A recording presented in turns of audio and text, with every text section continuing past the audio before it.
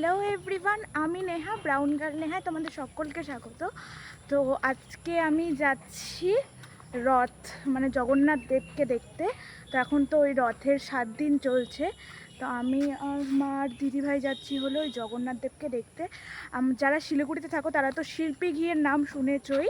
তো ওই শিল্পী ঘির যাদের যে মালিক, তাদের বাড়িতে বাগডোগরার একটা বড় রথে জগন্নাথ, সুভদ্রা, বলরাম এনে ওরা রাখে 7 দিন ওদের বাড়িতে। তারপর আমরা তারপর ওরা, মাথাটা খারাপ হয়ে গেছে, তারপর ওখান থেকে ইসে হয় কি বলে, তো তারপর ওখান থেকে ওরা 7 দিন পর ব্যাক করেছে। তো আমরা সেটাই আজকে দেখতে যাচ্ছি। তো চলো। ইউনিভার্সিটির ইনার বিউটি কি সুন্দর, তাই না? সুন্দর লাগছে। মাঠে সবাই খেলা করছে। তো কি সুন্দর লাগছে, দেখো দেখো। আর এখানে শাড়ি দিয়ে সব দোকান,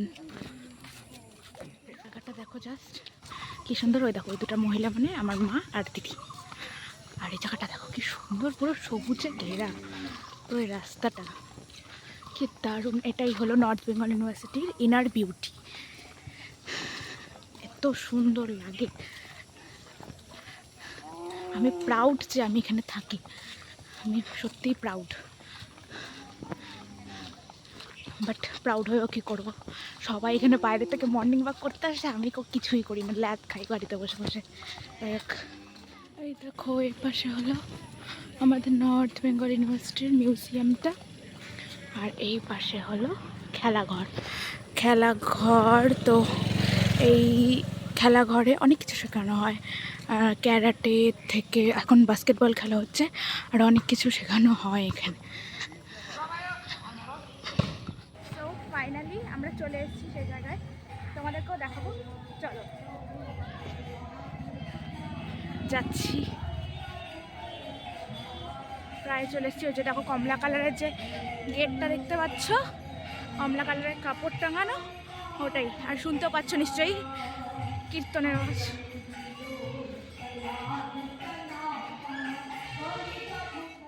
এই যে আমরা ঢুকে পড়েছি।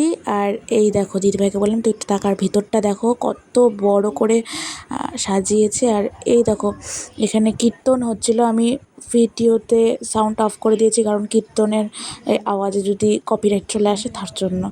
আর কি বলে, তোমরা কেউ জানা থাকলে বলো তো যে এরকম এই সাউন্ড দিলে কি কপিরাইট আসে কি না, কারণ আমার এটা জানা নেই তো ঠিক তাই।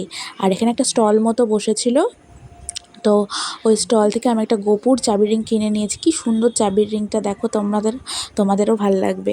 আর এই স্টলটার মধ্যে না গীতা, শঙ্খ, আরও যাবতীয় ঠাকুরের নানান জিনিস বিক্রি হচ্ছিল। আর তারপর আমরা এখানে বসে বসে আমরা সবাই মিলে মানে দেখাচ্ছিলাম। দেখো মা তো মনোযোগ দিয়ে কীর্তনী শুনে যাচ্ছে, আর দিদিভাই দেখো ফোনে বিজি মানুষও। আর এই যে এখানে কত লোক এসেছে দেখো কীর্তন শোনার জন্য। এখানে 3 বেলা নাকি ভোগের খাওয়া দাওয়া দেওয়া হয়। তো ওই যারা শিল্পী ঘি ওদের তরফ থেকে এটা পুরোটা আয়োজন, খুব সুন্দর আয়োজন করেছে ওরা। এই দেখো এনাদের 3 জনকেই আমরা দেখতে এসেছি। কি মিষ্টি লাগছে না 3 ভাই বোনকে। আর চারিপাশে দেখো গোপুদেরকে, উফ কি সুন্দর লাগছে, তাই না?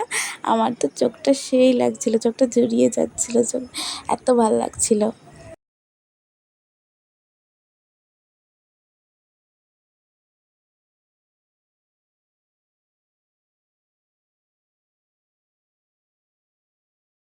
তারপর আমি মা আর দিদিভাইকে সামনে থেকে দর্শন করে আসলাম।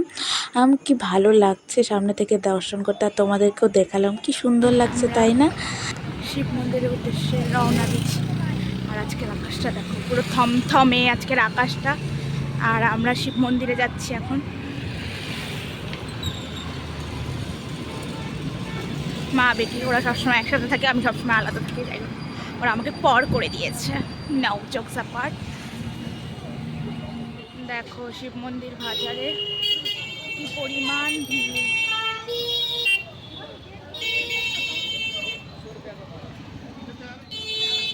সো ফাইনালি আমরা বাড়ির একজন অতিথিকে নিয়ে আসার জন্য যাচ্ছি।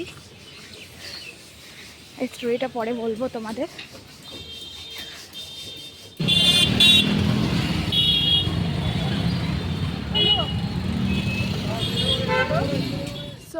ফাইনালি আমরাও দেখলাম, তোমাদেরকেও দেখালাম জগন্নাথ দেবের মুখটা। কি মিষ্টি লাগছে না তিনজনকে, তিন ভাই বোনকে।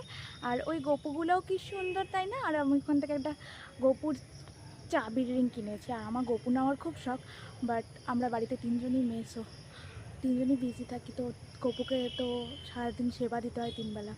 তো তার জন্য মা বলছে এখন না, পরে হলে নেবে। তো আজকে তোমাদের ব্লগটা কেমন লাগলো তোমরা আমাকে জানিও।